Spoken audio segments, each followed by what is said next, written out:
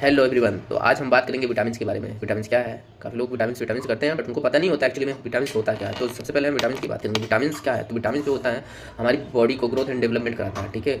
और protein and carbohydrate का अवशोषण भी विटामिन सी कराता है, ठीक है, सहायक होता है कह सकते हैं। उसके बाद विटामिन सी को सबसे पहले फ्रांक वैज्ञानिक ने 1912 में किया था। तो ये विटामिन का जो डिफिनीशन एक हिसाब से कह सकते हैं या विटामिन के बारे में जान सकते हैं विटामिन है क्या।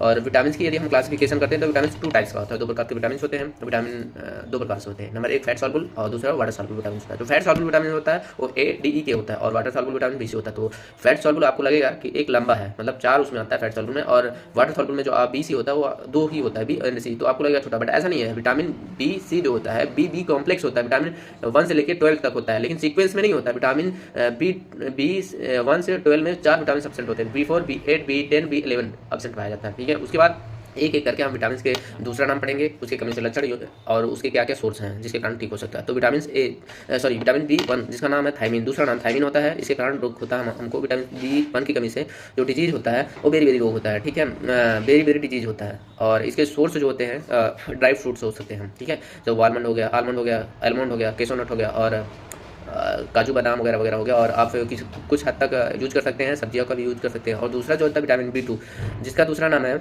राइबोफ्लाविन, जिसके कारण फोटोफोबिया डिजीज हो जाता है, ठीक है, जो फोटोफोबिया लाइक स्किन का फटना वगैरह, फूड का फटना, ठीक है। और इसका जो सोर्स होता है वो होता है आपका बेल वगैरह हो गया, बेल हो गया, और आपका पपाया यूज़ कर सकते हैं जिसको बहुत हद तक दूर किया जा सकता है, ठीक है। B3 जो होता है निकोटीन या नायसिन होता है, जो प्लॉगरा डिजीज होता है, जो प्लॉगरा मतलब हमारे आंत वगैरह डिजीज हो जाता है, प्लॉगरा डिजीज होता है, ठीक है।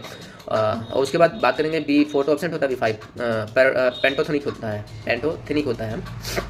उसके बाद B6 पैराडॉक्सिन होता है दूसरा नाम। उसके बाद B7 से जो होता है वो बायोटिन होता है, जिसके कारण हमारी बाल का झड़ना होता है, ठीक है। मोस्टली देखा गया है B7 के कारण बायोटिन जो होता है उसके कारण बाल का झड़ना होता है। तो ये खुद पे अप्लाई किया हुआ चीज़ है कि यदि आप नींबू वगैरह लगाएंगे और क्या नाम है प्याज का रस कुछ के क्या बोलते हैं उसको, जो भी है उसका रस लगाएंगे तो कुछ हद तक आपको रिलीफ मिल जाएगा। यदि प्रॉपर लगाते रहेंगे तो ये इसके सिम्टम्स जो है वो दूर हो जाएंगे। उसके बाद B9 जो होता है आपका फोलिक एसिड होता है, ठीक है। और B12 जो होता है वो आपका होता है साइनोकोबालामिन होता है, ठीक है। तो B11 होता है साइनोकोबालामिन होता है, उसमें जो आपको एनीमिया होता है, एनीमिया डिजीज हो जाता है, ठीक है, रक्त की कमी हो जाता है। और इसके लिए आप मछली हो गया, मीट हो गया, और मतलब मांसाहारी चीज़ को यूज कर सकते हैं जिससे दूर किया जा सकता है। उसके बाद आप बात करेंगे ये तो आपका, अब फिर उसके बाद आप बात करेंगे विटामिन सी से। विटामिन सी से दूसरा नाम जो होता है स्कॉर्बिक एसिड, और इसकी कमी से जो आपको सिम्टम्स होता है इसका भी, ठीक है। उसके बाद इसका जो सोर्स होता है विटामिन सी के नींबू वर्गीय जो भी चीज़ें खट्टे पदार्थ है, जैसे हो गया नींबू हो गया, अमरूद हो गया, ठीक है, और आम हो गया, ठीक है। और ज़्यादातर मेनली एनोला हो गया, और जो भी हमारे खट्टे पदार्थ है उसमें विटामिन सी अवेलेबल पाया जाता है, ठीक है। अब ये जो है विटामिन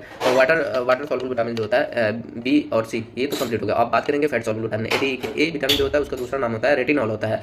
और उसकी कमी से जो डिजीज होता है रतौधी, काफ़ी ज़्यादा ही फेमस होता है रतौधी और आर्शोलसिया डिजीज हो जाता है। अगर इसके जो सोर्स हैं बात करेंगे तो सबसे ज़्यादा पके हुए मैंगो में पाया जाता है। उसके बाद देन पाया जाएगा आपका पपाया में पाया जाता है। तो और उसके बाद बात करेंगे विटामिन डी की। विटामिन डी जिसका दूसरा नाम है कैल्सीफ्रॉल, ठीक है। और बात करेंगे विटामिन डी से होने वाले रोग, तो रिकेट्स हो गया जो कि चाइल्ड में होता है, और ऑस्टियोमलेसिया जो डिजीज होता है वो एडल्ट में होता है, जिसके कारण हड्डियाँ कमजोर हो जाती है, रिकेट्स हो जाते हैं, सूखा डिजीज हो जाता है। उसको दूर करने के लिए आपको जो यूज़ करना चाहिए मेनली वो एक ही है सोर्स, इसका ज़्यादातर एक ही सोर्स ही देखा गया है जो सन की लाइट है, और जिसके सन मतलब सूर्य में आप जाते हैं तो उसका लाइट से पड़ते हैं तो विटामिन डी आपको बॉडी में एब्जॉर्ब करता है, ठीक है। उसके बाद जो ई है विटामिन E, उसके बाद विटामिन ई को कहते हैं टोकोफेरॉल, जिसके कारण स्टेरिलिटी डिजीज हो जाता है, कमी के कारण स्टेरिलिटी डिजीज हो जाता है, बांझ हो जाते हैं। तो इसका जो सोर्स होता है वो गेहूँ का छिलका होता है। गेहूँ का जो छिलका ऊपर का एक्सटर्नल पार्ट होता है उसको आप खाने से ये समस्या को दूर किया जा सकता है। उसके बाद जो आपका हो जाता है लास्ट बचता है आपका विटामिन ए, जिसका दूसरा नाम है आपको, और विटामिन ई जो होता है आपको फाइलोक्विनोन होता है, जिसकी कमी से रक्त का जमना कम हो जाता है। यदि आपका कोई भी पार्ट कट जाता है, पार्ट नहीं है पार्ट भी कह सकते हैं, यदि आपका बॉडी में कहीं भी कट लग जाता है तो और ब्लड निकलता है तो निकलते रहता है, वो जमता नहीं है। तो इसके कारण फाइलोक्विनोन हो जाता है, विटामिन सी के कारण होता है, ठीक है।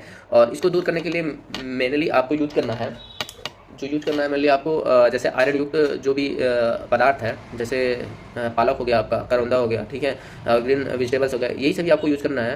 तो बाकी आपकी बॉडी प्रॉपर मेंटेन रहेगी, और विटामिन की कमी की लक्षण कभी कोई विटामिन की कमी के शो नहीं करेगा इत्यादि। धन्यवाद।